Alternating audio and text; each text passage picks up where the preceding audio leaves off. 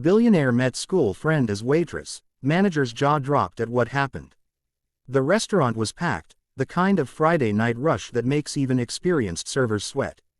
Crystal chandeliers glittered above white tablecloths, silverware clinked like polite applause, and the air smelled of truffle oil and money.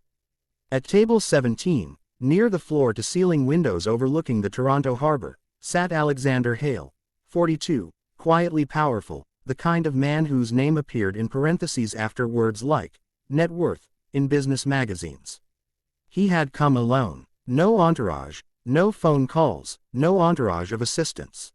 Just a dark navy suit, a glass of untouched Barolo, and the tired eyes of someone who had spent the last decade winning at everything except peace. Across the room, Maya Thompson balanced 3 plates on one arm and a tray of drinks on the other. 39, single mother, night classes twice a week, same warm brown eyes she'd had at 16 when she sat 3 rows behind Alex in grade 11 English. Back then she wore braids and laughed loud enough to get detentions. Tonight her hair was in a neat bun, her black uniform crisp, her smile practiced but genuine. She didn't recognize him at first. She approached table 17 with the calm efficiency of someone who had served worse nights than this one.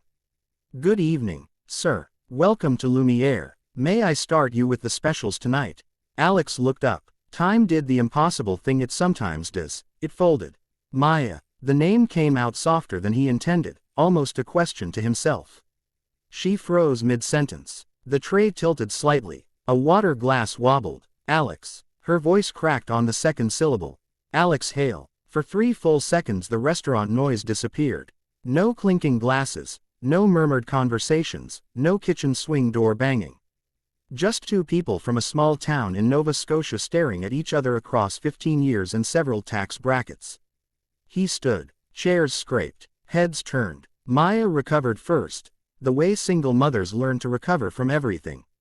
"Wow," she said, laughing once, nervously. "Small world." "Very small," Alex answered.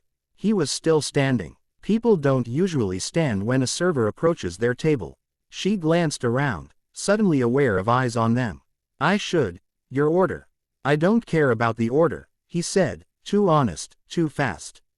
"How are you, really?" She gave him the short version because the long version would take the rest of her shift. "Good. Busy. Raising a daughter." "You, also busy," he said. "No daughter." Another small laugh from her, this one more real. The manager, Philippe, appeared at her elbow like a heat-seeking missile. He had the sixth sense of someone who had spent 20 years protecting the dining room from anything that might disturb the ambiance. "Maya, is everything all right here?" She nodded quickly. "Everything's fine, Philippe." Old school friend. Surprise reunion. Philippe looked from Maya to the man in the $8,000 suit, then back. His professional smile tightened at the corners. "Of course. Please let me know if you need anything, sir." He retreated, but not far. Alex sat again, slowly. Maya stayed standing, order pad in hand, suddenly unsure of protocol. "I'm supposed to take your order," she said. "Then take it," he replied.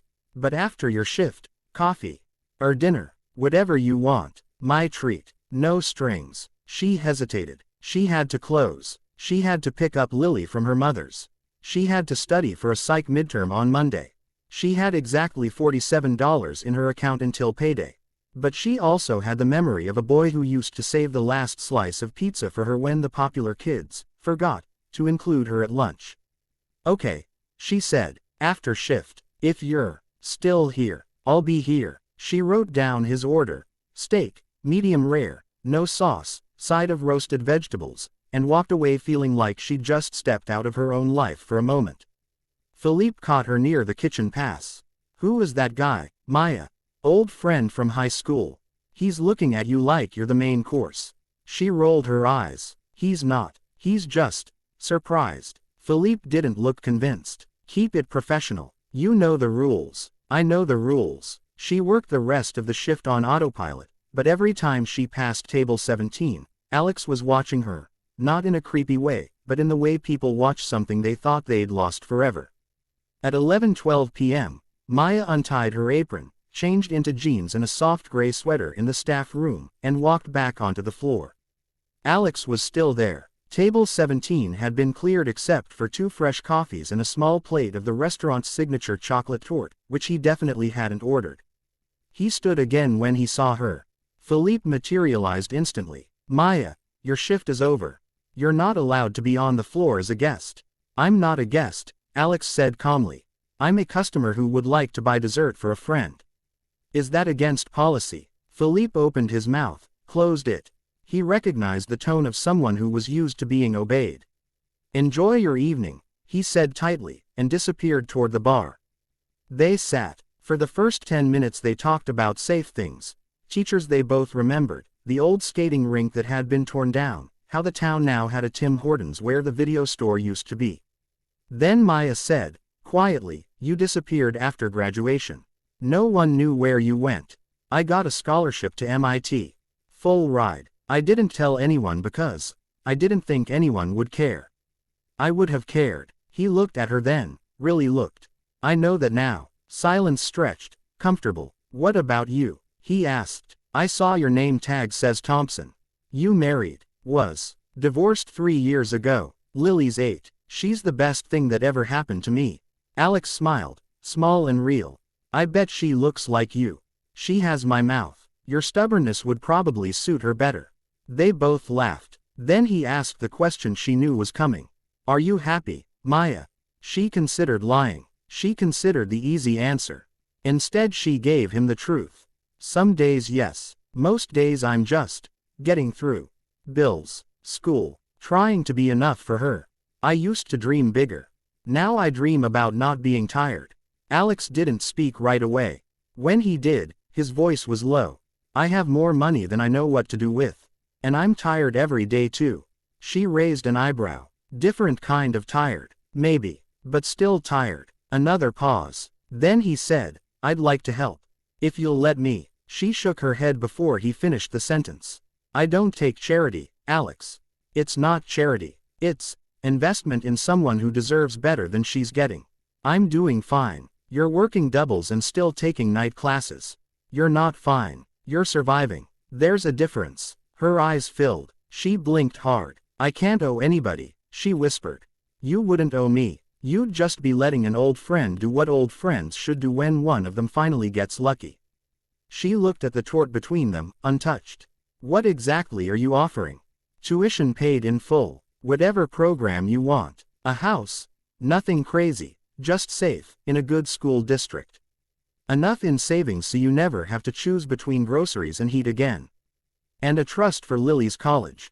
In your name. No strings. No expectations. No monthly check-ins. You live your life. I live mine. But you get to breathe." Maya stared at him. "Why?" "Because 15 years ago you were the only person who ever made me feel like I belonged somewhere. And I never thanked you. I'm thanking you now." Tears spilled. She didn't wipe them away. "I need to think," she said. "Take all the time you need." She took 3 days. On the 4th day she texted the number he'd given her. "Can we meet? Same place. 8 p.m. He was already there when she arrived. Philippe watched them from across the room, jaw tight. Maya sat down. "I have conditions," she said. "Name them." "No public announcement. No press. No one knows except us and my mother. Lily calls you Uncle Alex if she wants to. If she doesn't, she doesn't. And you come to her Christmas concert next month. Front row. Whether you like Vivaldi or not." Alex smiled so wide it hurt.